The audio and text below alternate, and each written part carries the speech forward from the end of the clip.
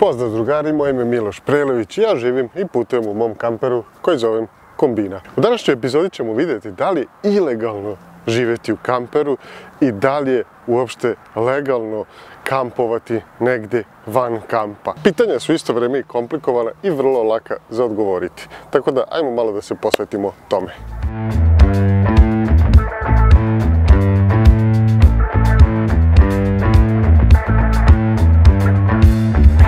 Prvo o životu u kamperu, da li je to ilegalno?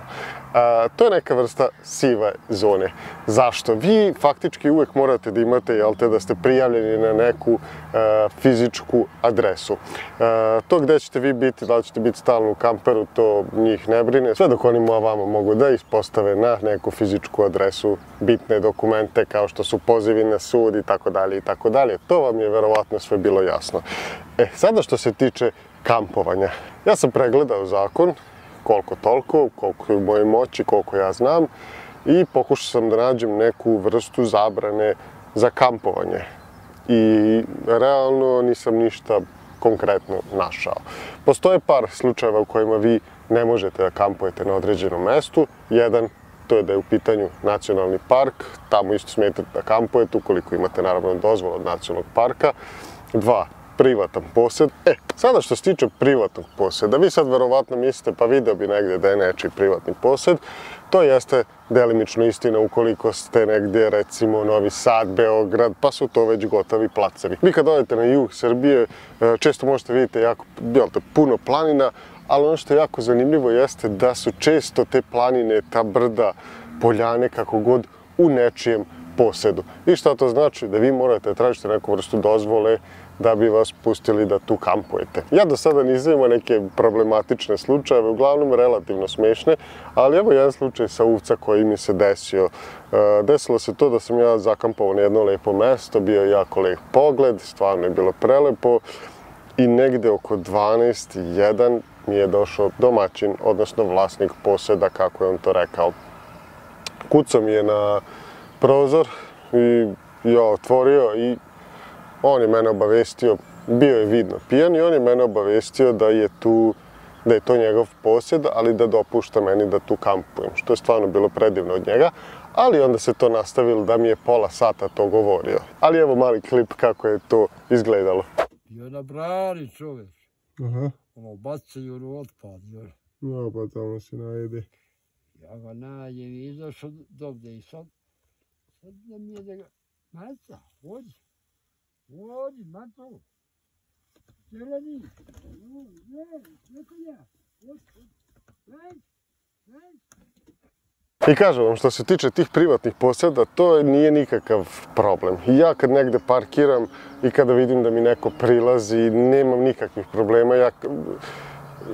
Vidite, i čak i ti privatni posjedi, to isto najčešće ne predstavlja nikakav problem. Vi kada negde stanete i ja već onako mogu i da provalim ljude koji dolaze tu da me obaveste o nečemu i onda imam, hajde da kažem, svoje neke trikove, nisu to trikovi, to bi i inače radio. Kad god vidim da neko prilazi kombiju, ja krenem ka toj osobi, javim se i pitam odmah da li je to nečiji posjed, da li mislite da će biti problema.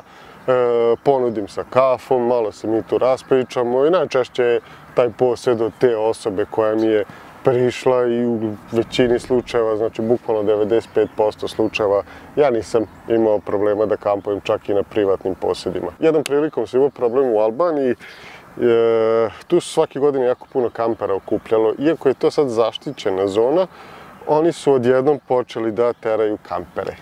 Zašto? Zato što je to prirodna, prelepa zona kupljena i uskoro će izgleda se gradi nešto tu. Dakle, nije zbog očuvanja prirode, nažalost. Što se tiče policije i kampovanja, i to sam jako retko imao neke probleme. Bilo je da su dolazili, pogotovo par puta na Fruškoj gori, kad je bila ulazak u zimu.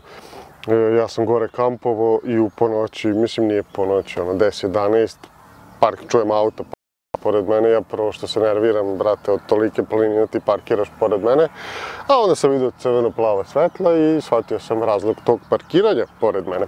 I onda kad sam otvorio vrata, Oni zabezeknuti, ja zabezeknut, oni gledaju ovu drvenu skalameriju i moju kancelariju. Uglavnom uvek misle da je neka krađa drva ili tako nešto sumnjivo i malo deluje. Čim se otvori kombi, to je to. Kada mu kažu zatvaraj, nemoj da ladiš i to je, i čeraj dalje.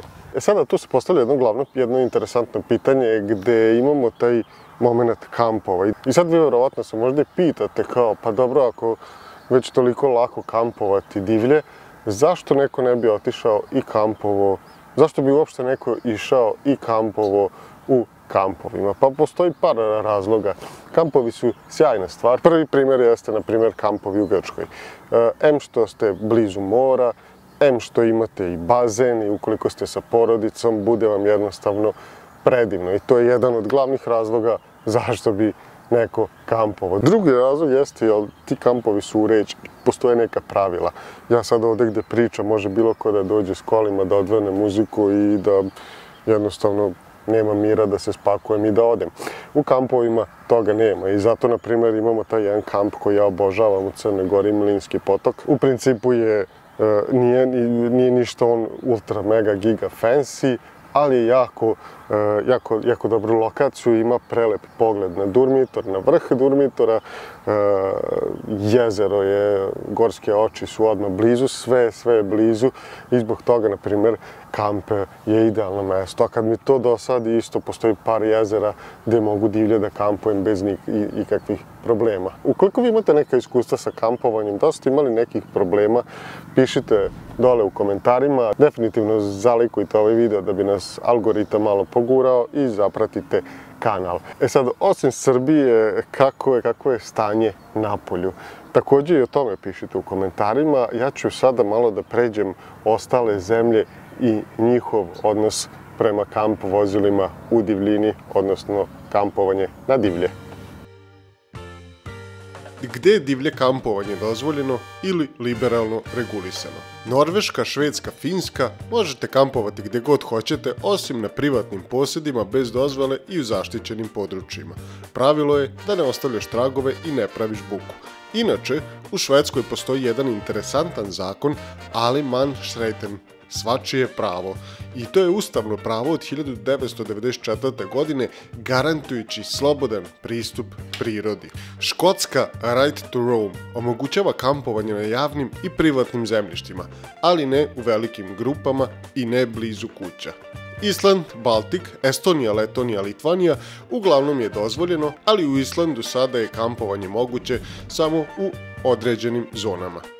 Portugal, Grčka. U Portugalu od 2021. godine pravila su pooštrena, ali su slabo striktna. U Grčkoj je zvanično zabranjeno, ali se toleriše. Gde je dozvoljeno uz ograničenja? Nemačka, Francuska, Španija, Italija, Austrija i Švajcarska. Kampovanje je uglavnom zabranjeno, ali postoje izuzeci. Legalna parkirališta u Nemačkoj, dozvole vlasnika Francuska, Italija i tolerantne regije Galicija, jug Italije, Tirol. Gde je strogo zabranjeno? Holandija, Belgija, Danska, Hrvatska, Slovenija i kažnjava se visokim kaznama. Zaključak: maksimalna sloboda, Skandinavija, Škotska, Baltik, moguće kampovanje uz malo istraživanja, Nemačka, Francuska, Španija, Italija i veliki rizik od kazni, Holandija, Belgija, Danska, Hrvatska i Slovenija. Ukoliko ste posjetili neku od ovih zemalja i kampovali u njima, pišite vaše iskustvo dole u komentarima. I šta je zaključak? Da se dobro raspitate šta je u kojoj zemlji dozvoljeno. Imate ovu jednu aplikaciju koja se zove Park for Night i ona vam piše kakvi su gde divlji kampovi, odnosno da li ima nekad problema, da li je gužva, da li je prljavo, da li smrdi, da li je lep pogled. Bukvalno se ocenjuje od 1 zvezdice do 5 zvezdica i jako dobra aplikacija. Dakle, šta je najbitnije? Da se dobro raspitate kada negde divlje kampujete, da li možete imati problema, da li ćete morati da platite kaznu ukoliko vas uhvate itd. Ukoliko kampujete na privatnom posjedu, također se raspitajte da li je to privatan posjed ukoliko znate ili ne znate. Uvijek budete prijatni prema kome god da vam dođe, bila to policija, komšija, šta god. Ipak smo mi svi ljudi i svako želi, ako ima neki problem, da se što lakše raziđe i eventualno možda na kraju krajeva se upoznaju ljudi, popiju kafu i Ja sam tako par prijateljstava stekao. I ono za kraj što je možda najbitnije da kažem jeste da ostavite onakav kamp kakav ste ga zatekli ili još boljim. Dakle, ukoliko negde divlje kampujete, vidite da ima nekog đubreta, pokupite ga i ostavite to mesto da bude lepše za narednu osobu koja tu bude došla i onda da se nadamo da će i ta osoba isto to da radi i imat ćemo jednu lepu zajednicu gdje ćemo moći lepo da kampujemo i uživamo u lepoj i čistoj prirodi. Pozdrav!